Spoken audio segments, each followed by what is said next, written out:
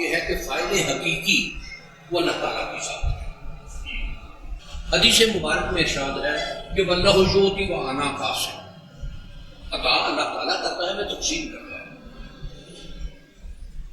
جو نبی کریم صلی اللہ علیہ وآلہ وبارک وسلم کی ذات سے سوال کیا اور وہ ملا، تو اس میں یہ بات اگر کسی کے ذہن میں ہے کہ جس طرح اللہ تعالیٰ کی ذات فاعل حقیقی ہے، وہ عطا کرنے والا ہے، اسی طرح سرکار صلی اللہ علیہ وسلم یا میرا مرشد یا کوئی اور عطا کرے، تو یہ شرک میں بات آئے گی۔ اس میں جو ہے، دیکھیے اس کائنات میں درجے بنے ہوئے، اور باپ کے لیے فرض ہے اپنی اولاد کی کفالت کرنا۔ باپ کے ذمہ جو کیا گیا، باپ جو محنت مشقت کرتا ہے، ایک حدیث مبارک میں ہے ایک نوجوان شخص کدال پکڑے ہوئے محنت مزدوری کے لیے جا رہا ہے، خاصا گڈ فزیک، تو کچھ صحابہ کرام نے یہ بات گزارش کی کہ کیا ہی اچھا ہوتا کہ اللہ کے راستے میں جہاد کے لیے نکلتا۔ تو نبی کریم صلی اللہ علیہ وآلہ وبارک وسلم نے یہ بات ارشاد فرمائی کہ اگر یہ اپنی اولاد کے لیے، اپنے بچوں کے لیے رزق کی تلاش میں نکلا تو یہ اللہ تعالیٰ کے ہاں جہاد کے زمرے میں شامل ہوگی بات۔ تو یہ شے اس میں کہ باپ کے ذمے ہے، باپ کے فرائض میں شامل ہے اپنی اولاد کی پرورش کرنا۔ اب اگر کوئی بچہ اپنے باپ سے مانگتا یا باپ اس کو دیتا ہے، تو بچے نے اس کو خدا جان کر نہیں اس سے مانگا، باپ نے خدا سمجھ کر اپنی اولاد کو نہیں دیا، اس نے اپنا فرض سمجھا، اور اس کو جو کچھ ملا اس مالک تعالیٰ کے ہاتھ سے ملا۔ اسی طرح دین کی جو بات ہے، یا نبی کریم صلی اللہ علیہ وآلہ وبارک وسلم کی بات، کہ یہ حدیث مبارک واللہ یؤتی وانا قاسم، عطا اللہ تعالیٰ کرتا ہے، میں تقسیم کرتا ہوں۔ اور اس کو یہ شاید دیکھیے کہ اس کا رازق اللہ تعالیٰ کی ذات ہے، لیکن رزق زمین سے اگتا ہے۔ ہر فرد زمین سے اناج نہیں اگا سکتا، وہ ایک جن کے پاس اس شے کا علم ہے، جن کو اس شے کا پتہ ہے، جنہوں نے اس علم کو حاصل کیا، جنہوں نے یہ شے سیکھی۔ اب مثالاً اس وقت چاول کی فصل لگنے والی ہے، اگر کوئی شخص گندم کا بیج ڈال دے کھیت میں، وہ جتنی مرضی زمین تیار کرے، جتنے مرضی اس میں فرٹیلائزر ڈالے، کیا گندم کی فصل ہوگی؟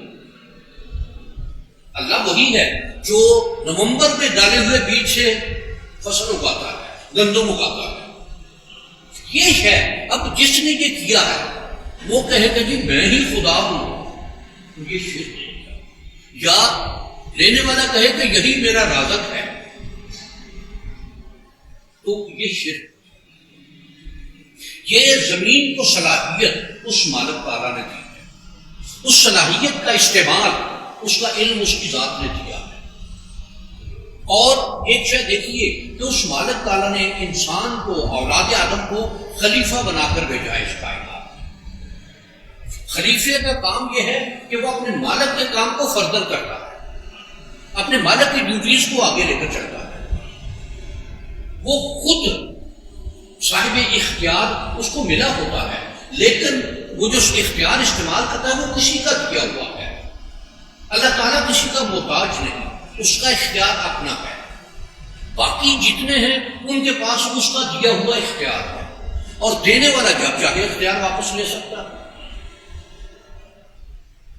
یہ ہے اس میں کہ شرک کی بات جو ہے کہ اگر کسی نے اس رب کو، اس مالک کو، اس خالق کو، اس عطا کرنے والے کو کسی کے برابر جانا، یا کسی کو اس کے برابر جانا، یا کسی کو اس کی صفات میں شامل جانا، تو یہ شرک ہو گیا۔ باقی اس کائنات میں کیا شے ہے جو کسی کی مدد کے بغیر ہو سکتی ہے؟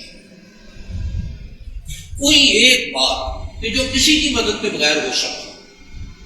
اب ایک بہت بڑا یہ ہے نا کہ جی مدد صرف اللہ سے مانگنی چاہیے، یقیناً اللہ سے، لیکن میں نے اگر اب ایسے شخص کو آج کل کے دنوں میں موٹر وے پر ایسے وقت میں کھڑا کر دینا چاہیے جب ٹریفک بہت کم ہو اور اس کی گاڑی پنکچر ہو گئی، وہ کھڑا اور دور سے اس کی وہ دعا یہ کرے گا کہ بار الہ کسی کو بھیجو میری مدد کرے، اور اس کے پاس ویل پانا بھی نہ ہو، نہ اسپیئر ویل ہو، کیا یہ دعائیں کرے گا یا نہیں کہ کوئی میری مدد کرے؟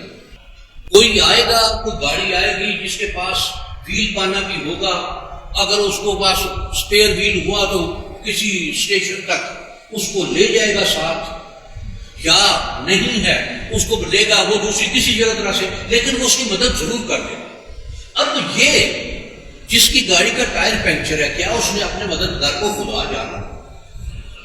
کیا اس مدد کرنے والے نے اپنے آپ کو خدا جانا؟